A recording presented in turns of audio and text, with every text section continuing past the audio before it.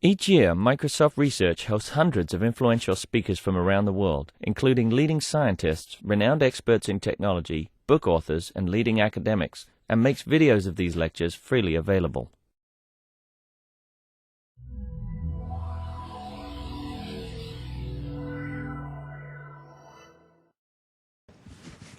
Yeah, so since it's a small, needless to say, like stop me whenever something is unclear.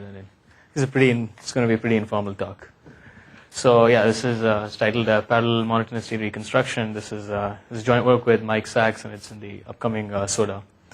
So let's start with a story as usual. So okay. So let's say we have an architect at one side, and the architect uses some massive data set, which we'll just call a blueprint. So a blueprint is just a collection of line segments, and let's say it has the property that it should form rooms, and they should all the line segments are either parallel or perpendicular to each other. Say, so this is just meant to be a story, so don't read too much into it. But so it's a set of line segments with some property associated with it, and say some noise hits it, we have no idea, and that sort of property is lost. So we've lost the original input, and we have this sort of noisy data set which does not satisfy our constraints. So ideally what we want is this thing that we'll call a filter. So what a filter does is it takes this data set which does not satisfy the property and provides us with one that does satisfy the property. So note that the original was lost, so this is going to be slightly different from the original. So we're not sort of dealing with the original. What we have is a noisy data set which does not have our property, and we want to get this. So of course, one simple way of doing this would be if the filter just sort of read through the whole thing and then computed, say, the closest blueprint that matches that. Of course, what we would like is that, suppose if the architect wants the coordinates for this room, that the filter should sort of just look through a small part of the data set and provide us the coordinates for that. So it should be sort of reconstructed as and when we want it. So I'll give sort of more rigorous detail about this. But that's a sort of basic idea. So essentially, we have we're dealing with massive data sets. So we do not want to read the whole input at any stage. So there's no pre-processing involved. And in some sense, I'm going to use this word sort of loosely, but it's like online reconstruction. So you go about fixing the input as you need it. So you want the coordinates to some room. You want to do some amount of computation close to that room, some random sampling, but not to read everything. So essentially, for every query, we use sublinear time. And of course, the answers to some queries affect other queries. So if you decide to construct a wall in a certain way, that affects all the further answers that you're going to make. So let me give a little bit more rigor now. So we have, let's say, suppose it's like a binary search program. So it has to deal with a monotonically increasing function. On the other hand, there is some function over here, f, which is not monotone. So again, what we want to do is we want to provide a monotone function g, which is as close to f as possible. And the way it's going to work is the following. So our client here is going to say, give me g of x. And he's going to ask this filter over here. So the filter is going to find the value at x. It's going to do some other computation, look at a few other values, and it's going to say, okay, you know what, here is your value of g of x. So suppose this was the exact output. Now we want g to be monotone, and we want g to be as close to f as possible. So this is actually a bad answer. Why? Because the best way to sort of output the remaining would be to do something like this. And that would force the filter to change everything over there. So this answer was a bad answer, because when you make this answer, you're forced to change all the values in this red region. Is that clear? So do you have, does the filter have memory? Sorry? Does it remember the previous answers? So I'll get to that. Yeah. So what you instead do is sort of you move this up here. And if the filter made this as a choice, then it would only be forced, this answer is only forced to change that small part over there. So then, query for g of y comes. And then, maybe this is y. It makes some computation there. And then outputs this. So on and so forth. So finally what we get is this function g, which is monotonically increasing. And g differs from f in these red regions here, which is pretty close to the best, because you sort of had to change this and you had to change that. So you changed something which is reasonably close. So, just to get some notation in order, that's a client making queries through a filter which does lookups to the function. And the main thing is that g should have our desired property, which in this case is monotonicity. If f has distance epsilon f, so what that means is, let's look at the minimum amount we have to change f to make it monotonically increasing. So when I mean monotone, it's monotonically increasing. So that would just be sort of, this and that. And the distance between f and g, which is the places where f and g differ, should just be O of that. So it's sort of like a constant factor approximation. And the number of work done for each query is sublinear. So one question, as Kamal asked, was what is the space used by the filter? How much information does this store overall?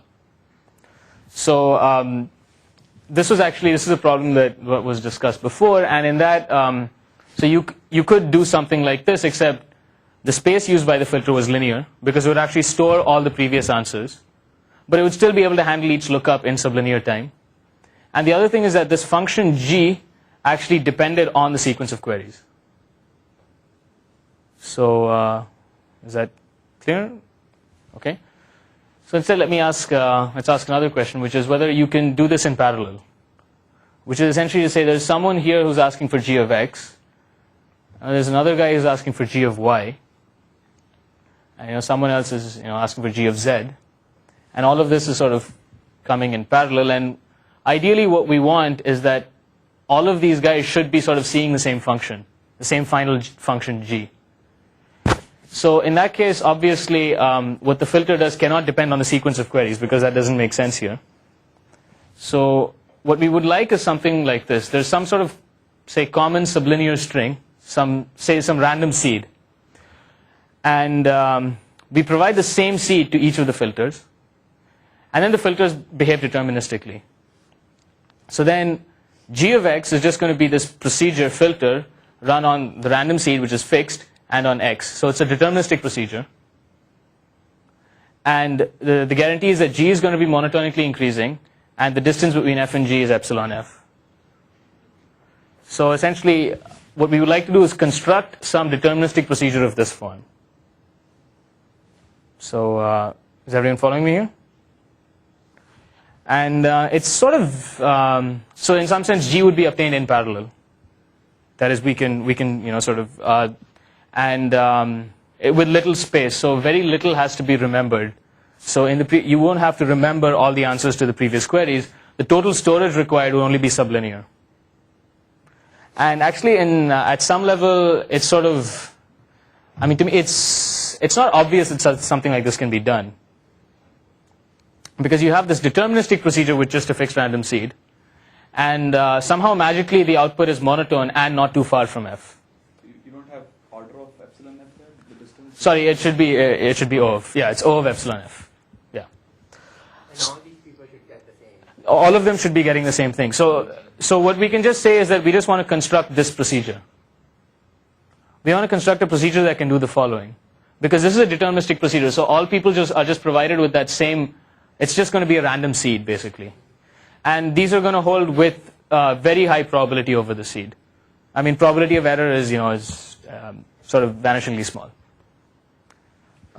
So is that the problem clear? So let me sort of describe the problem in sort of. What is the length of the seed you would need? It's going to be basically, I'll give you the exact, it's going to be polylogarithmic in the size of the domain.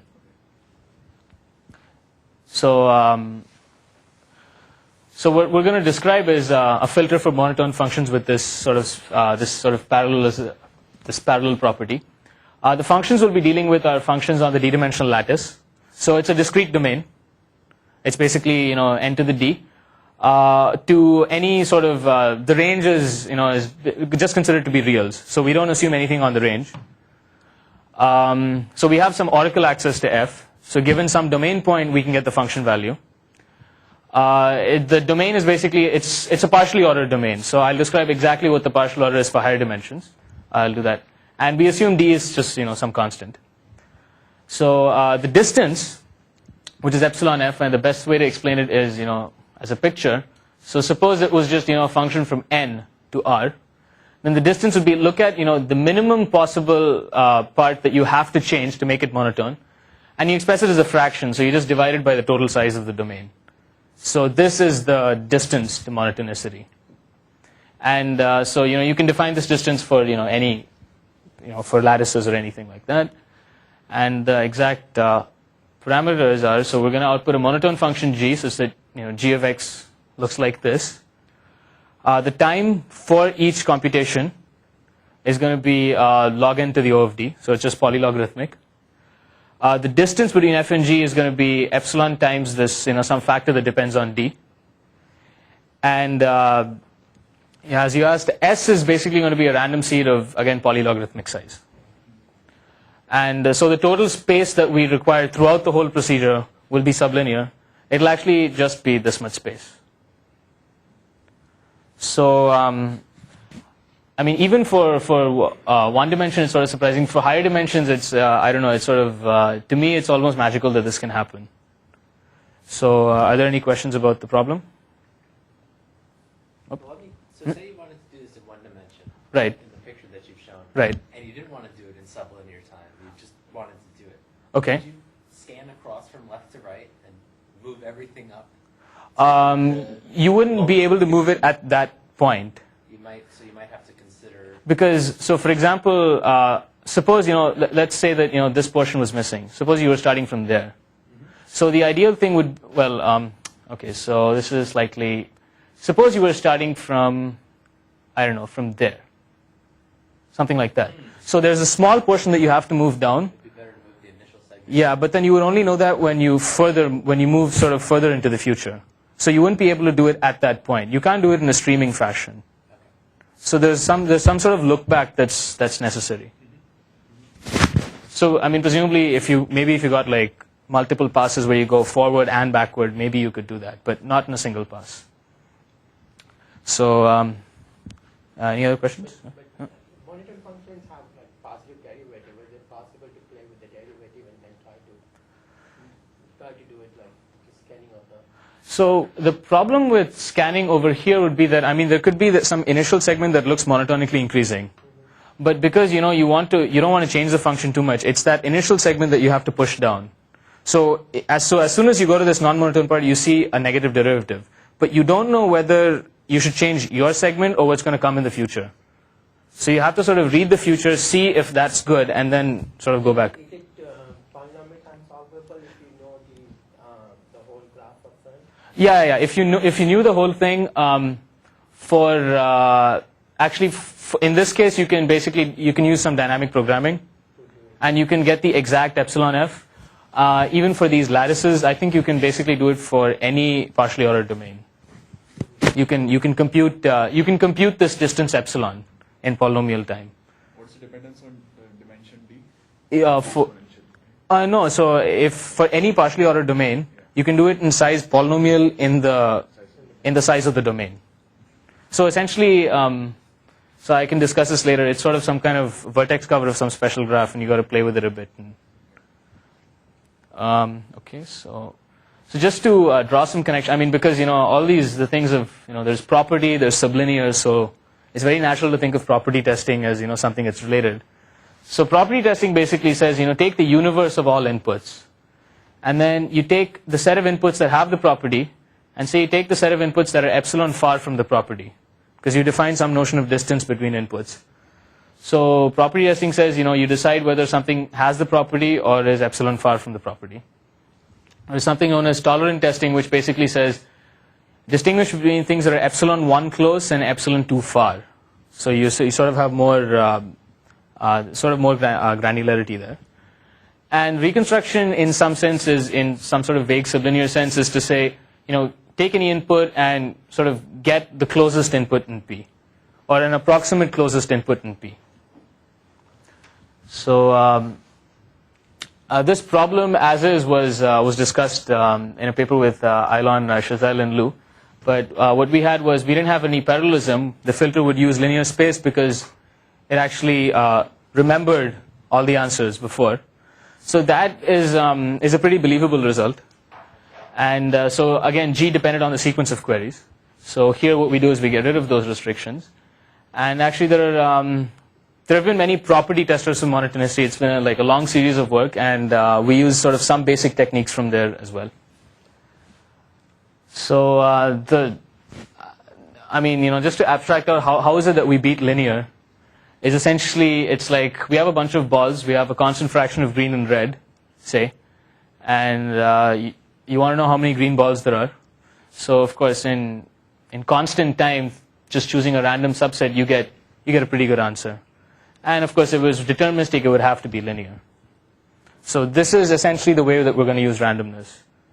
We're going to sort of keep constructing sets and we're going to color things red and green, and we're going to ask how many red are there, how many green are there, and then we use this random seed to find that out. And so from now on, let's just assume that our random seed is fixed. There's some fixed random seed. So the first step would be, okay, so there's a query for g of x. The first question the filter would probably ask is, should I just output f of x as is? And in this case, you would not want to do that. Probably in those cases, you just would want to output the same thing. Is this clear? So what we're, at the high level, what we're going to do is we're going to sort of classify domain points as green or red. So you want to just change the red points. So the function restricted to the green point should be monotonically monotone, and there should be at most O of epsilon n red points. So at some level, this is going to be some sort of base procedure that we're going to have. So to give you a little more detail, we're going to, before I continue, I should say that I'm just going to, I'm sort of going to go through the result in more detail for one dimensions, and then I'll explain how to do it for higher dimensions. So in the one-dimensional case, so we have two procedures which we're going to call sift and build, and both of them are going to be just polylog n time procedures. So sift of x is going to return a color. It's going to be green or red, and the function is going to be monotone on the green points, and there are going to be at most O of epsilon n red points. So what build is going to do is going to return a point less than x. And it's going to have some sort of consistency property that if x1 is less than x2, then build of x1 is less than equal to build of x2. And it's also going to be the case that if you called sift on the output of build, you would get green. Regardless of x. Regardless of x, yeah, for all x. And for at most epsilon n points, build of x is actually not going to return x. So we're just going to define the function g of x as f of build of x. So let me just go through this again. So my claim is that g, first of all, is going to be monotonically increasing, and the reason is that g of x1 is less than equal to g of x2. That's by these two properties. Because when you call build of x1 and your build of x2, you get build x1 less than equal to build of x2. Both these points are green. The function f is monotone on green points, so monotonicity will be preserved. And furthermore, the number of points which are finally changed is at most O of epsilon n by this property. It's not too fancy, but is that clear? Why? So if I can describe, and the thing is, build is basically going to use sift as a subroutine. So, and as I mentioned before, the random seed S is fixed. So, I haven't included the random seed anywhere. I'll show you how it comes in, but it's just some fixed thing. So these are all deterministic procedures. Okay? So, all right, so let me, suppose this was the domain. So this is 1 to n. So we have some coloring of this in green and red. So we know the function is monotone on the green, at most epsilon n red. I mean, if you took the function restricted on the green part, it would be monotonically increasing. Yeah. So that's basically by this property. The function is monotone on the green. So if I just took the function on those restricted to the green parts, is monotone function. And then for the remaining things, I need to find a replacement. I need to find the right function value. And that's sort of one-sided stuff. It could be monotone on some red points. It could be, but it doesn't. Let's just forget about it. Let's just say that, yeah, we just assume that, the value there is completely off mark. So we need to find some way of finding the quote-unquote right function value for those points. And these statements are with some probability. These statements hold basically with some probability over the random seed. But, yeah, it's like, it's vanishingly small probability of error. So, and I mean, at some level, it would have to be, they would have to be probabilistic. There's no way that it could be. Sift has to be Build would also. So yeah, I'll describe these procedures, and it'll probably be more clearer then. But I guess is the basic idea clear? I mean, what I'm trying to do here. Okay, so we have a two coloring. The domain is colored as green and red. And suppose you had build of x, and the output of build of x happened to be y. So ideally, you want build of x to be the closest green point. And let's see a picture just to make that clear. So this is the function restricted on the green. It's monotone. So what you want to do is for this region, which is basically all the red points, you just want to, all of them should just output, f of z. And all of these guys should just output f of that. I mean, that would be the best way of solving things. And then if we could do that, we'd be done. But unfortunately, because of the sublinearity constraint, it's not possible to find the exact closest. So you end up with something like y. But now you've got a problem because build of z should also be y, because you want it to be monotonically increasing. So, and that's where sublinearity sort of creates a problem. If you construct some definition of red and green, I mean, so some sort of natural definition, it's hard to find the exact closest green, because sublinearity will force you to make some approximation of some sort. So it's kind of surprising that you can still maintain consistency. So, you have a question? binary search. So you could do binary search, but the problem is, this thing could be hidden. Okay, so I'll actually show you an example where you'll have a problem further on. So now let me give sort of some more detail into the construction of these algorithms. So consider we're basically going to construct a tree of intervals with a slight twist to it. So the root was just the whole domain, which is 1 to n. Now the natural thing for the tree would be to split it into two parts and then just take each half. We're going to split it into 4 parts. We're going to take sort of this half, and then there's a sort of middle half. And we're going to do that one level further. So there are going to be 8. We're going to divide this into 8 parts and then take, pairs of 2. So it's sort of the standard partition of powers of 2 and a shifted one. So it's just an extension of the binary tree, the standard binary tree of intervals of size powers of 2. And so I'm just going to call this a level. Each level has intervals of the same size, which is a standard partition and a shifted one. And we can construct a DAG basically by containment. So the children of the root would be these 3 intervals and so on. So let me actually show you what this looks like. It's going to look like, these are the first 3 levels, and it's basically going to look like that throughout. And the reason is every node has basically 3 children. It's got a left child, a right child, and a middle child. And sort of 2 adjacent intervals. So this guy and this guy, they share this child over here. So it basically has tree-like properties. Every interval has at most 2 log n ancestors. So and we do this all the way down to singleton points. So every interval has 2 log n ancestors. All intervals in a level have the same size. It's quite obvious. And if there are 2 intervals that intersect each other, and one is smaller than the other, then one is actually a subset of the other. So all of this is basically like a tree. The only twist is the following, that it actually sort of approximates every possible interval, which is to say that for any points x and y, there exists some interval j that contains the interval xy and is at most 4 times that thing.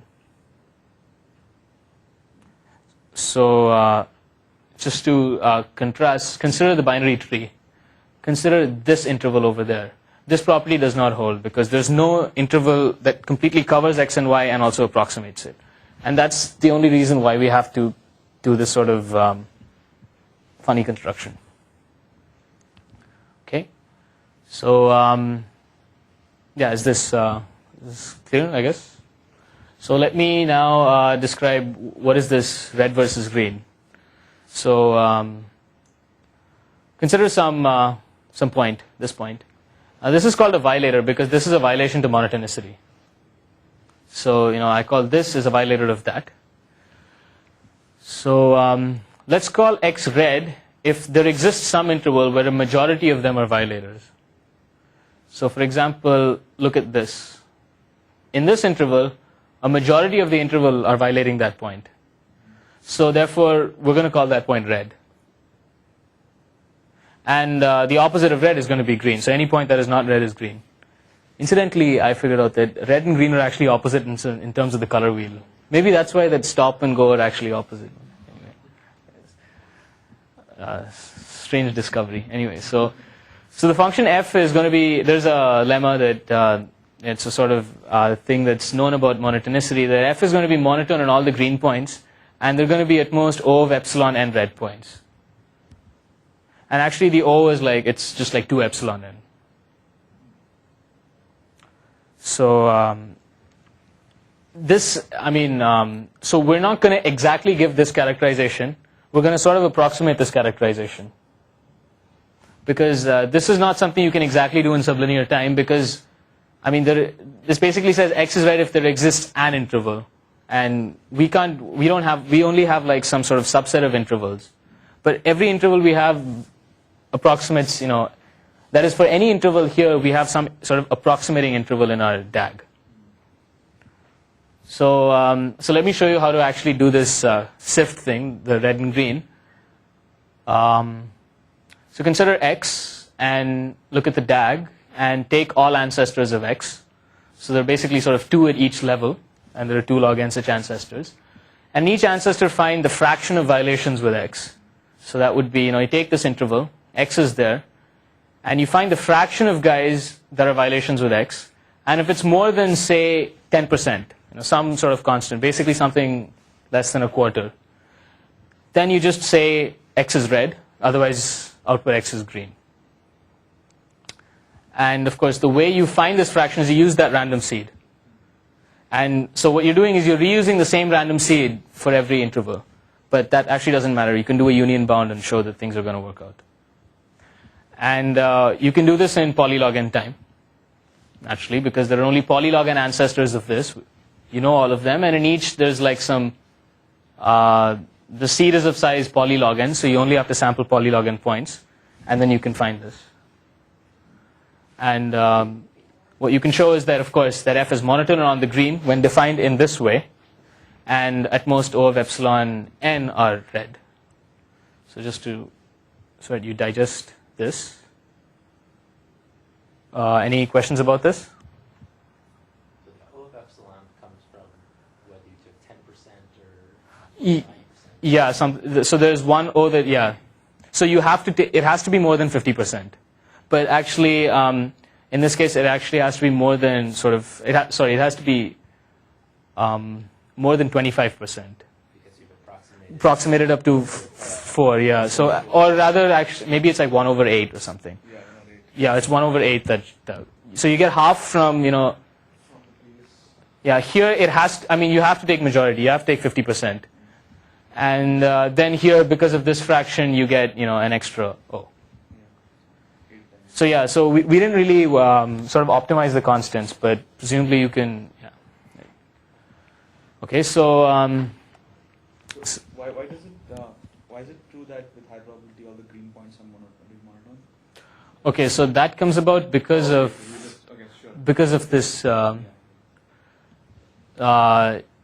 Yeah, so it's the majority which creates that actually. Okay. Is it really polylog n? Is it more than order log n? It's you mean the exact polylog? I think in this case it's probably log squared. because there are log n intervals, and for each of them you have a seed of size log n. You're going for high. Yeah, we're going for high prob, and because you want to take a union bound of a bunch of events, and because you have a fixed random seed, and there are going to be lots of, so the total number of events are actually, there are polynomially many events that you have to union bound over. So overall, but yeah, I think it's log squared. Yeah, it's definitely doable in log squared. Maybe if you play around with it, you can improve that, but you have to pay at least one log. So there's a lower bound that would show that. So now to go back to your thing about how about finding the closest point. So now we have this, as I mentioned earlier, a partition into red and green, and we have x over here, and we want build x to be this closest green point. We can't get that in sublinear time, so we end up with something over here. The reason for that is this stuff could be green, but it's sort of hidden in a sea of red. So it's not possible for you to sort of latch onto the right one. So build of y cannot be y. I mean, again, because of the monotonicity constraints. So I mean, the basic picture is that ideally, we want to change on the red and not change on the green, but we're forced to change on some of the green. So for example, this portion, we're going to call it unsafe, because you can't see it from a faraway x. So the thing is, this portion cannot be used as the output of a build call for anybody less than x. So is that clear? I'm sort of restating what I'd said earlier. So the whole point is, you've sort of divided things into red and green. Furthermore, some of the green are what we're going to call unsafe, because you can't use them. So let's see how we can detect what is safe and unsafe. So consider our whole DAG of intervals. So start from any interval. So an interval is going to be designated safe or unsafe. So let's say you've got this interval j. And what we're going to do is we're going to take what we call the non-left path, which is basically always go to the right or go up. So the thing is, if you only have a sort of straight parent, then you just go straight up. If you have two of them, then move to your right. So you can do this from any interval. You sort of keep heading to the right, and eventually you sort of end up, at this. You end up at this end. And count the fraction of red points in each interval. And if any of them is more than, say, 10%, then just call j unsafe. So you're looking at all these ancestors, and you're saying that if any ancestor has more than 10% red points, then you just call j unsafe. Indeed, so if this had more than 10%, then this would be unsafe as well as this, because it's the sort of same path from here as well. Furthermore, if this was safe, then everybody here has less than 10%. So therefore, everybody on that whole path would be safe. So an ancestor of someone who's safe is safe, and someone who's unsafe has at least one unsafe ancestor. And this is again doable in polylog time. But sort of intuitively, what this actually means is the following, that take your interval j, and if there exists some interval which is sort of much bigger than j, which has lots of red points in it, then j is unsafe. That's the sort of, so essentially someone who's caught in a sea of red becomes unsafe, which is exactly sort of what we're trying to capture. So is that... This also tells you the total length of unsafe can be at most order epsilon n. Yeah, essentially you will get that from, you can get that from charging arguments, yeah. Yeah. So again, so now building is going to be kind of, we can describe it easily. So we take rightmost intervals to the left of x, so picture explains that best. Consider any level. So go to the rightmost interval you can without crossing over x. So, and do that for, for both partitions. You get one interval there and one interval here. And for every level, you get two such intervals. So there are two log n intervals, and we're going to call them the relevant intervals for that x. So, just check whether they're safe or unsafe for each of them. So each of that's polylog as well. And so this will also be polylog. You can check all the intervals and check if they're safe. And the thing is, if you don't find any safe interval, then you can just output something like -infinity or something. And in each, in each such interval, find a green point. Use your random seed to do that. And because it's safe, you know that there have to be many green points in it. So your random sample will catch somebody. So for every safe interval, you have a green point. Just output the largest green point that you get. And this is the procedure. So sort of let you digest that for a while. It's again, so essentially you find intervals, who are less than x, and you make sure they're safe. And if they're safe, you just find a green point in that and just output that. You just find the maximum possible point that you can find. And what we can prove is actually consistency, that essentially, so what we want to prove is that build of x1 is actually less than or equal to build of x2. So look at x1, and if x1 is safe, so that means there's some safe interval j1, and build of x1 is a green point in that.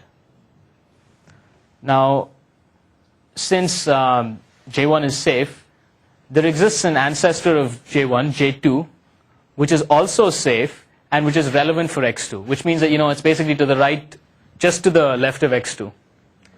And this interval is actually at least twice as large as this. So there's actually going to be a sufficiently large range over here, which is larger than build of x1. And we know that because this is safe, this has many green points in it. More specifically, it has many green points probably in this range as well. So you can actually find a green point in it using a random sample. And we know that build of x2 has to be larger than or equal to that.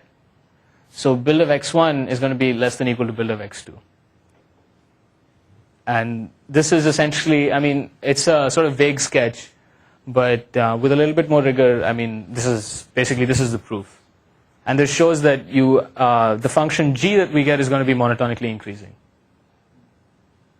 So, and for how many points you change, so as you mentioned, suppose build x is not equal to x, then you can show that x is actually in some unsafe interval. And an unsafe interval has many points which are red. So you can actually charge these guys to the red points. And you use some kind of charging arguments. And you show that you change at most of epsilon n function values overall. So that basically completes this. And we get, so given a function from n to the real domain, we produce a monotone g. And the distance between f and g is O of epsilon n. So it's a constant factor approximation in some sense. And the procedure to find g of x is basically a deterministic one that takes a random seed of length, it's actually just O of log n. And of course, this procedure is deterministic and runs in polylog n time. I think the exact is probably it's log cubed. But so we didn't try to optimize that. We can probably get some, maybe you can get like log squared or something. So that's basically the one-dimensional procedure. So any questions about that? So the thing is, in the end, so the math, it all sort of works out, but I was extremely skeptical that this would be possible when I started off. And I'm still kind of surprised that this can happen. But anyway. So, okay, so now we'll go off to higher dimensions. And I'll get rid of that rather irritating picture over there as quick as I can. Because it sort of seems to move when I see it. Is it? Huh? Is that moving? No, it's not moving at all. But yeah, I know it's Oh yeah, you can cheat those optical illusions. Yeah.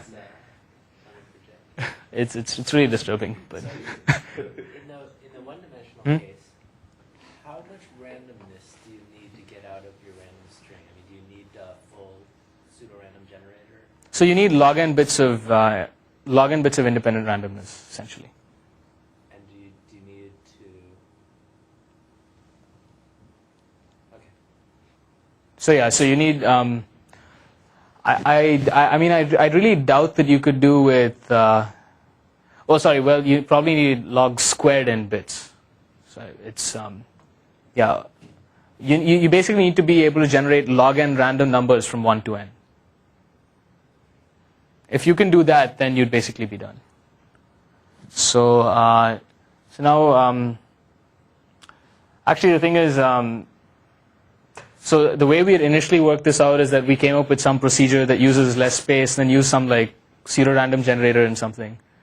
But it's actually you can just describe it just in these terms. So actually the way it's used is you generate a lot of events, and each time an event is basically you have some interval and you want to sort of find the proportion of red and green. So you use a random seed. So there's some probability that it works, and it's very high probability. And then you don't have too many events because there are only polynomially many intervals, and so it totally works out. So monotonicity in higher dimensions is let's look at 2 dimensions. So basically you have a grid, and a monotone. So x is going to be less than y if both coordinates of x are less than both coordinates of y. It's just so g of x should be less than g of y. So we're dealing with a 2-dimensional domain here, and just for simplicity, I'm going to call m as n squared, which is n squared is the size of the domain. So m is going to be the size of the domain. So the problem with 2 dimensions is essentially that it's a partially ordered set. So for example, suppose this was the whole domain, and suppose the function was monotone on the green, and you had complete nonsense over here.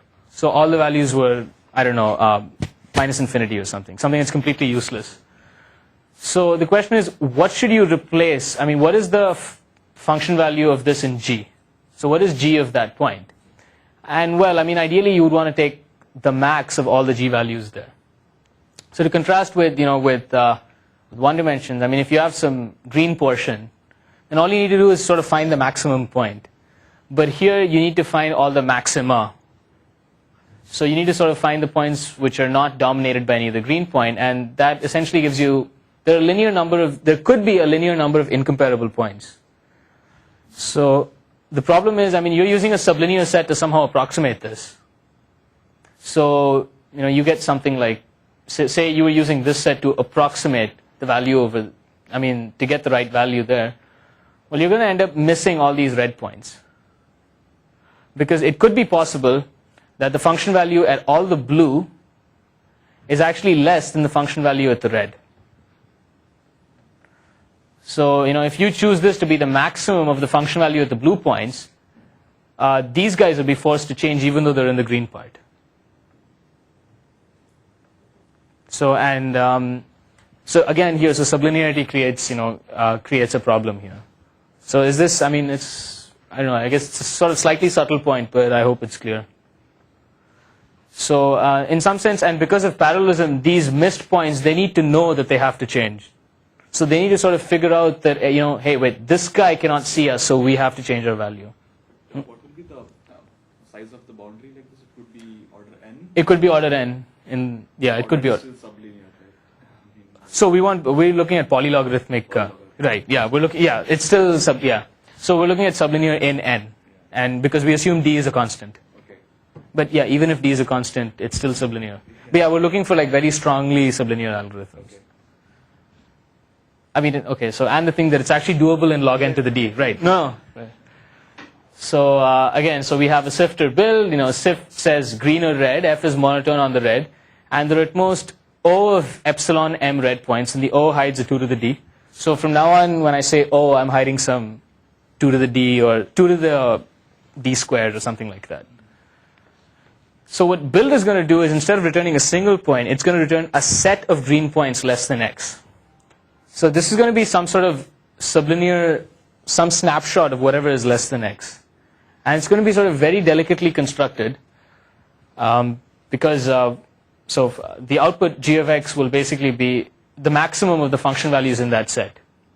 So you just take every point y in S, you just take f of y, and then you just take the maximum of that. And so the thing is, this is basically, the set S is going to be of size polylog. But still what we'll ensure is that g of x is going to be monotone overall, and we don't throw away too many points. So I'm not going to describe the procedure Sift, because that was something I was already known. So let's just assume that we have a procedure that basically gives a coloring of green and red. So just to give a sort of geometric view of the whole thing, What we've done is, let's say we have a two-color ring, so green and red. The volume of the red is epsilon m, and the function is monotone on the green regions.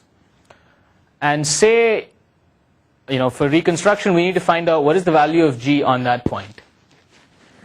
So, as I mentioned earlier, we're going to have some sort of sublinear set, hopefully on the boundary. But then what that does is, you look at the staircase. And that staircase, points over here are going to have to be changed. So, so now that's a problem. So what we essentially we're going to do is, what we'd like to do is, we'd like to have a green set that we do not change at all. So let's say what we're going to do is we're going to sort of blow up these regions a bit. The volume is still going to be epsilon m. But now, there's going to be a polylogarithmic size set in these brown regions which dominates the green completely. So what that will ensure is that the value over there is always going to be larger than the value in the green. So we don't have to change the values in the green. So the only thing we'll have to change are basically values in the red, and of course values in the brown. And what we're going to use for reconstruction is essentially the brown values. So this is not, it's probably not going to be apparent from the description of the algorithm that this is what I'm doing, but in some sense this is what is going on. And many of the charging arguments are now going to be essentially be geometric, because there's sort of some volume that we have to contain. So is this clear? Okay, and things are going to be more complicated, because if we look at this sort of polylog n set associated with x, so we have to enforce consistency. So that basically says, look at x, and you look at these points that are less than it, and look at the set for y. The set for y has to dominate the set for x. So for each point here, there should be a dark blue point that dominates it. So for this point, you've got this, and for these three, you've got that. So that will ensure that the function value g of y is going to be larger than equal to function value g of x. So this consistency is essentially this property. Okay, and so the main data structure we use is going to be it's just going to be a take on the DAG of intervals. So look at the domain, and then you've got these two DAGs of intervals on each side, and just take a sort of a Cartesian product of any two intervals, an interval here and an interval here, and that gives you a box, and it's essentially some sort of graph product. And again, we can construct a DAG by containment. And in d dimensions, each box will have at most 2d parents. So it'll have sort of parents along each dimension, and it'll have at most log n to the d ancestors. So so now another thing is, with each box, we're going to associate a random set, which we're going to construct from the seed. And the way it's going to be done is, so consider this box. Now use the seed to get a random set of coordinates here and a random set of coordinates here. And then you just take the product of the Cartesian product, and that gives you some sort of random grid inside the box. So this random grid is what I'm going to call the sample of that box. Now because we constructed it in the following way, consider the parent box. Now for the parent box, these coordinates will not change, because it's the same random seed that you use. So what you can ensure is that in the parent box, for every sample here, there's going to be a sample of the parent that dominates it. And the same would hold for this, because these coordinates will be the same for this box as well as for that box, simply because you're using the same random seed. And of course, you'll have some random samples that dominate these. And so again, just to recap, there's a set of random samples for every box. They're always going to be aligned in a grid. And we have the property that the parent will always have samples that dominate samples of a child. And this domination is exactly, sort of according to these lines, these axis parallel lines. And this is sort of crucial for maintaining consistency, because in some sense, the random grid over here is a snapshot of this box. So you want the snapshot for the parent to sort of dominate. So yeah, any questions about that? Okay. So the basic idea is going to be the following. We're going to find some polylogarithmic set of boxes which are going to be less than x. we're going to find some set of green points in each of those, again a polylogarithmic set, and this green set is going to be some subset of the sample. And the boxes are going to be chosen in the following way, that if you take any right parent of this box, it will contain x. So it's a sort of as close to x as possible. And you can ensure there are only like log squared and such boxes. And so every box is going to have a polylogarithmic set of green points, some subset of the random sample. So, and of course the set for the point x is just the union of all these points. And the function value is just going to be, the g of x is just going to be the maximum f value among these things. So again, so the consistency problem is the following. Suppose this was the whole domain, and you took the cornermost point, the largest point in the whole partial order. Suppose, let's take this point over here, and say that this green point was in the set of that box, the set of this point. So this point is going to use the function value there to determine the function value, g of that point. Now let's take this line, and suppose it was the case that most of these points were actually red. So then what would happen is that your random sample would probably miss this green part, and you would have a consistency problem. The function g of that point may not be greater than the g of that point, because you weren't able to dominate this point. It's actually the same thing as the one-dimensional problem. And the reason it comes about is, of course, because we take samples according to this grid. So we're not allowed to use this point if something like this happens. And it's similar, it's just a one-dimensional thing. We have to do this for all dimensions, though. So again, for each box, now we're going to define a safe subset of points, which is going to be some subset of the sample. So so let me describe the construction of that. So this is, say, the biggest box, the whole domain. And this is, let's just, for simplicity, take the top quadrant and take the samples there. So just color this according to Sift, so you get some red and green. Now let's look at one of the children of these boxes. Say, look at the left child. Now you know that the grid over here, so all of these are dominated by that, because they fall along these lines. Now what you do is you look at this and you say the majority of these points are red. So what we're going to do is we're just going to color all of these red, because we can't use them. And for the remaining, we just color them according to Sift. So in some sense, the green points are the ones that you want to use.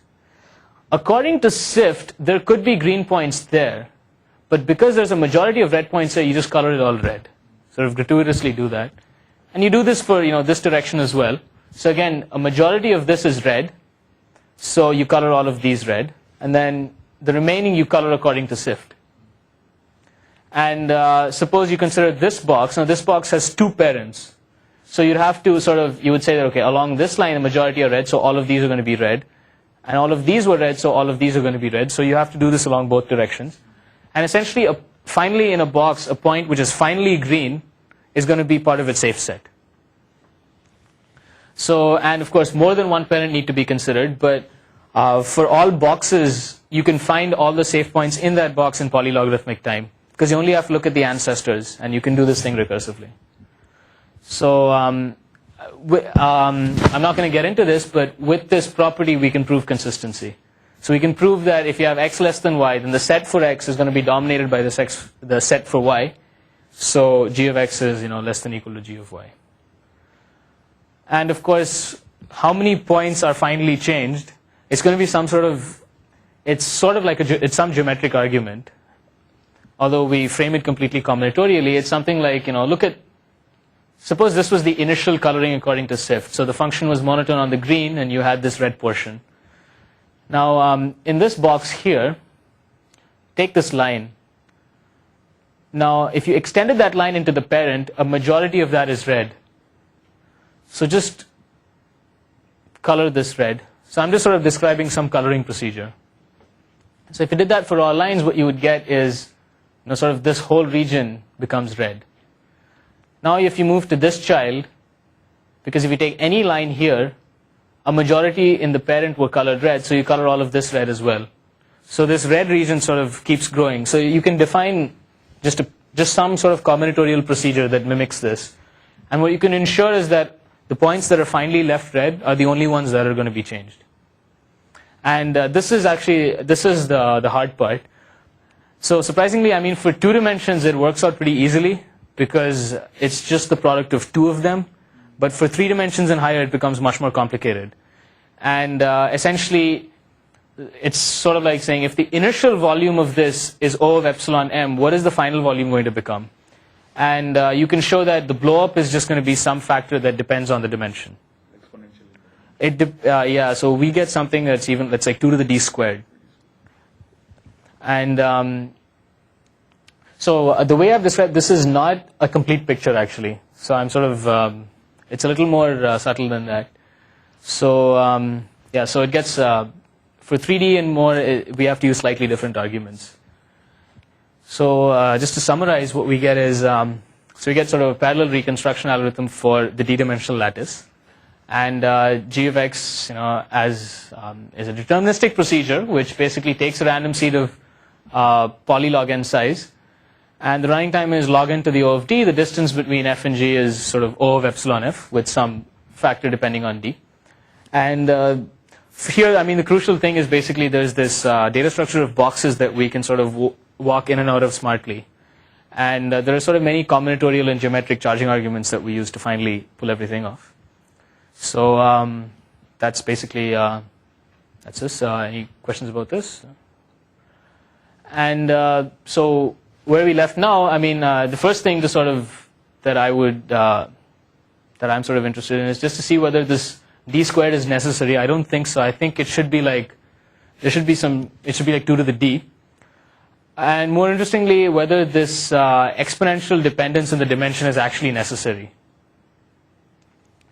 So this data structure of boxes seems to be pretty interesting. So we've proved like some interesting statements about this, and most of the combinatorial theorems we've proven don't deal with monotonicity in general. They can purely be stated in terms of like lattice, sort of maximal set, so on and so forth. So it maybe there's more use to this than just this algorithm. And actually, for 1 dimensions, there is a possible use for streaming algorithms. So I think that one way of using the 1-dimensional DAG would be that if you're given you're given this function, it's basically stream left to right, and you want to compute the distance. You just want to compute an approximation for epsilon. Then you could use this data structure to do that. And of course, is it possible to do this kind of reconstruction for other posets, maybe for the hypercube? Because there, these techniques will not work because you have an exponential dependence on the dimension. And maybe for general posets, and whether we can do something maybe other than monotonicity, some other interesting sort of properties on the lattice. And so, that's it. Okay. Any questions? One thing that occurred to me is you've modeled everything as you have oracle access. Yeah. Function. But practically speaking, it might be more of the case where accessing values that are close together Might be cheaper. costs less. Yeah, so some sort of caching oblivious or input output. So the thing is, to maintain monotonicity, you have to have the ability to see far off as well as close by. So, and I mean, there's a lower bound that shows that you actually have to do that. So you may not be able to get much mileage out of that because you have to be able to sample in intervals that are sufficiently large. Or to turn it around, then maybe one application of this double-covered data structure is that sort of would be a useful multi-resolution storage. Probably, yeah. If you really wanted to solve these problems. Yeah, because that would probably be the case because, I mean, in some sense, for every interval, you need to store this random sample. And so, I mean, for example, if you were to do this reconstruction sort of sequentially, starting from 1 to n, using this procedure, then you would actually be able to store a lot and sort of keep repeatedly using it. So that's possible.